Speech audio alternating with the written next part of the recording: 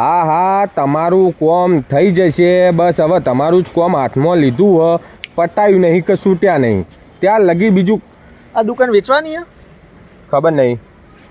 ત્યાં લગી બીજું કોઈ કોમ હાથ તો બોર્ડ ચમ માર્યું હે? ઓ વેચવાની નહીં લઉં હાથમાં કોઈ કોમ. કેટલામાં વેચવાની હે? મને નહીં ખબર. શું કીધું તમને? અરે વિશ્વાસ ચમ ખબર નહીં તે? મને નહીં ખબર તો નહીં ખબર. તો બોર્ડ ચમ માર્યું હે? મેં નહીં માર્યું. તો કને માર્યું? એ નહીં ખબર. તો હું ખબર રાખો યાર. પણ દુકાન મારી નહીં તો હું કરવા કોઈ ખબર રાખું? તમારી નહીં? ના, તો કની હ? દુકાન માલિકની. તો કોણ હે દુકાન માલિક? આ જેને બોર્ડ મારી એ. તો હોય ચમ ઉભા હો? હું તો ફોન કરતો કરતો જતો તો તે વાત કરવા માટે હોય સાઈડમાં ઊભો રહ્યો. એમ સાઈડમાં રહીને ઊભા રહીને વાત કરી દઈએ. કોઈ સાધન બાધન ઉલાડીને જતું ના રહે એટલા માટે. તે રોજ નીકળો હોયથી? ઓહ, તો ખબર હશે ને તમને કે આ દુકાન કની હે? નહીં ખબર. હું હોય તે રોજ નીકળું પણ તારા ગોળામાં ડાફેરો નહીં મારતો ને. તે તો નજર રાખવી પડે ને તમારે. પણ મારે શું કરવા રાખવી પડે? દુકાન મારી નહીં તો. એવું ના હોય. હું તો ઘેરથી નીકળું ને તો સોસાયટીમાં બધા નજરો મારું, આજુબાજુ, આગળ પાછળ દુકાનો જોઉં, કોઈના ઘરોમાં જોઉં, કનું બૈરું કના આંગા સેટિંગ આ તે બધી વાર રાખવું. એ તો એટલે હું તારા જેવો નહીં. હું એ બધી વાત નહીં રાખતો. એ મારા જેવા તો આખી દુનિયામાં કોઈ નહીં. ખુદ ભગવાન મને બનાવીને એમ કે હક હવે બીજો ના બનાવવું આવો. હા, એટલે ભગવાન તારાથી કંટાળ્યો હોય એટલે કે હ. બરાબર વાત કરી લઉં. કયો ના દુકાનનું પટાઈ દઈએ આપણે. શું કેવું થાય તમારું? પણ શું પટાવવું હ તારે?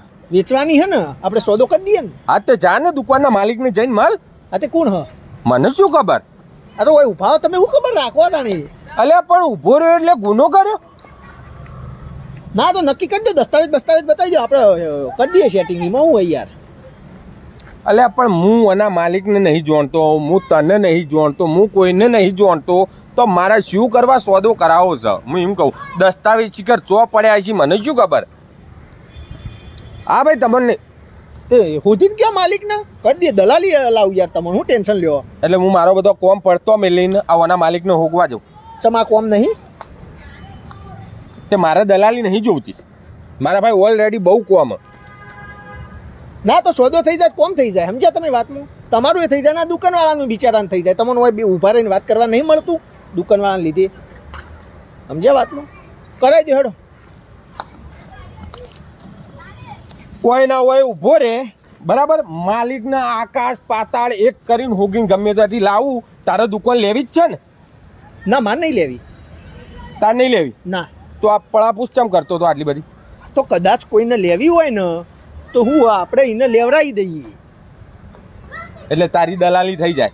ના દલાલી નહીં કરતો હું તો તાર કશું હું તો કોઈ કરતો નહીં. તો પછી બસ સેવાભાવી માણસ. હું કહું તો તમે પહેલા જ બોલ્યો કે ઉપરવાળાએ મને બનાવ્યો એવો છે કે મને બનાવ્યા ચેડી એમ જ કે હવે બીજો આવો વ્યક્તિ બનાવું જ ના. પરોપકારી વ્યક્તિ કે બસ સેવા કરવાની. આનું જો આપને દુકાન વેચવાની અને કોઈને લેવી હોય તો બેને મિલાવી દઉં અને બેનું કામ થઈ જાય. બાકી મારે એવું કોઈ નહીં.